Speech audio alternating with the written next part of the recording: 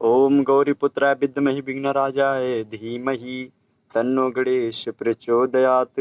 बोलिए गणेश भगवान की जय। तो गुरुदेव लीलहाम जिनका सर्व मंगल धाम है, उन्हें पूज्य गुरु को मेरा कोटि कोटि प्रणाम है। तो हे राधा के पति तुम्हें और नमन करें हर बार, सुरक्षा मेरी कीजिए प्रभु हूँ चरणों का दास।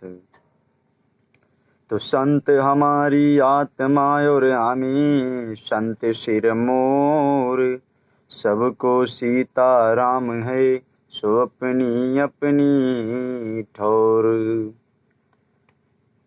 तो गोविंद गाड़ी भीड़ में और हम सुमिरत हैं तो पतरा की पहलाद की सो वही भरोसो मोई। तो आइए आप लोगों को मैं एक छोटी सी एक कथा सुनाने के लिए जा रहा हूँ, जिसमें आप लोग देखेंगे कि पाप के बाप का क्या नाम था। आप लोगों ने सुना होगा तो पाप तो बहुत होते हैं, लेकिन पाप का बाप कौन है? विचार किया होगा आप लोगों ने कि पाप के बाप का क्या नाम है। तो एक बार की बात थी, एक बहुत ही बड़े विद्वान ब्राह्मण थे, उनके घर में एक संतान थी। तो ब्राह्मण का जो पुत्र था वो काशी में विद्या पढ़ने के लिए गया था। जब उसने काफ़ी समय तक विद्या ग्रहण करने के बाद जब वो अपने घर में आया, अपने गृह में आया, तो पिताजी के चरण छुए। पिताजी ने आशीर्वाद दिया, खुश रहो बेटा। लेकिन कहने लगा, पिताजी मैंने वहाँ पर रह कर के सारी विद्या सीख ली हैं, मुझसे आप कुछ भी पूछ सकते हैं। उसी समय वो ब्राह्मण कहने लगे, बेटा अच्छा तुमने यदि सारी विद्याएं ग्रहण की हैं तो आप मेरे एक क्वेश्चन का सवाल का एक जवाब दे दो, मैं समझ जाऊंगा। आज ब्राह्मण ने कहा, बेटा ये बताओ कि पाप के बाप का क्या नाम है। देखो कितना सुंदर प्रश्न किया है उस ब्राह्मण ने कि कहा, बेटा आप ये बताओ कि पाप के बाप का क्या नाम है, पाप का कौन बाप है। तो आज मेरे श्रोता बंधु, श्रोता गणों, जब ये बात सुनी उसी समय कहने लगा, पिताजी मैंने सब कुछ तो ग्रहण की, सारी विद्याएं सीख ली, लेकिन मुझे ये नहीं पता। तो उसी समय आज ब्राह्मण कहने लगे अपने पुत्र से, जाओ पुत्र पहले तुम सीख करके आओ, जान करके आओ कि पाप के बाप का क्या नाम है। आज वो ब्राह्मण का पुत्र चल दिया है घर से, अपने निकल पड़ा है पाप के बाप का नाम पता लगाने के लिए। देखिए बहुत ही जगहों पर गया, लेकिन उसे किसी ने भी नहीं बताया कि पाप के बाप का क्या नाम है। चलते चलते चलते चलते रास्ते में एक वेश्याओं का घर पड़ता था। जब संध्या का समय हो गया तो उसी समय वो ब्राह्मण का जो पुत्र था उन्हीं वेश्याओं के पास पहुंच गया। तो वेश्याओं ने आदर किया, ब्राह्मण समझ के सम्मान किया। कहने लगा, आइए ब्राह्मण देवता बैठिए। नहीं, कहने लगा, नहीं मैं तुम्हारे यहाँ पर नहीं बैठ सकता हूँ, नहीं तो मुझे नहाना पड़ेगा, तुम दूषित हो, छू लूँगा तो मुझे पाप लगेगा। उसी समय कहने लगी, महाराज यदि मैं तुम्हें कुछ धन दूंगी तब तो आप बैठेंगे।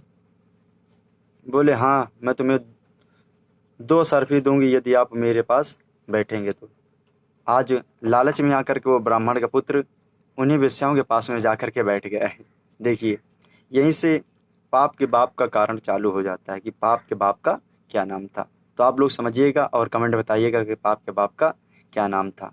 और मैं तो बता ही रहा हूँ आप लोगों को कि पाप के बाप का क्या नाम था। तो आज ऐसे ही जब 2 सरफी देने के लिए कहा, 2 सरफी का मतलब होता है कि जैसे कुछ धन दिया जाता है।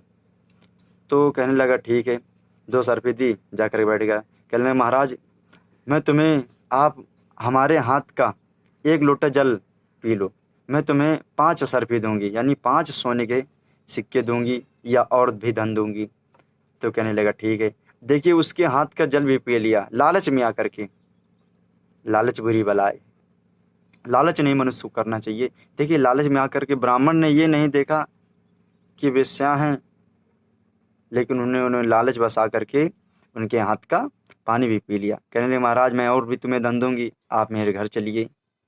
जैसे ही आज ये बात कही तो ब्राह्मण के घर भी चले गए। कहने लगे महाराज और तुम्हें धन दूंगी। बोले मोरे मेरे हाथ का भोजन कर लीजिए।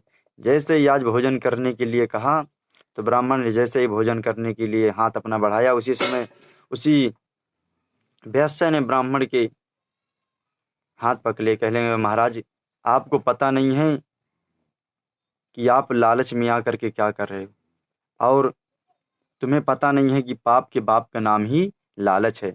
जहाँ लालच है वहीं पाप है, और जहाँ पाप है वही लालच है। क्योंकि बिना लालच के कोई पाप होता नहीं, और बिना पाप के कोई लालच होता नहीं। तो आप लोग यदि मेरी ये छोटी सी कथा अच्छी लगी हो तो कमेंट करें, लाइक करें, और जो भी गलती बनी हो तो आप लोग अपना पुत्र या बेटा जान करके क्षमा करें। जय श्री राधे, राधे राधे।